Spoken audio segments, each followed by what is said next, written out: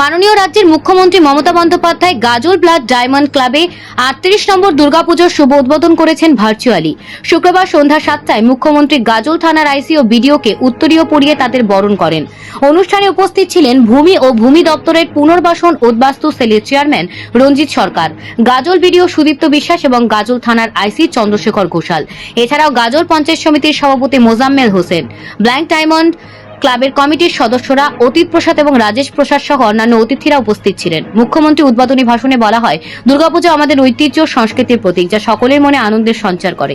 গাজল black diamond ক্লাবের উদ্যোগে এবছরে দুর্গাপূজা পালনে বিশেষ গুরুত্ব দেওয়া হবে। Bureau report, news prime Times.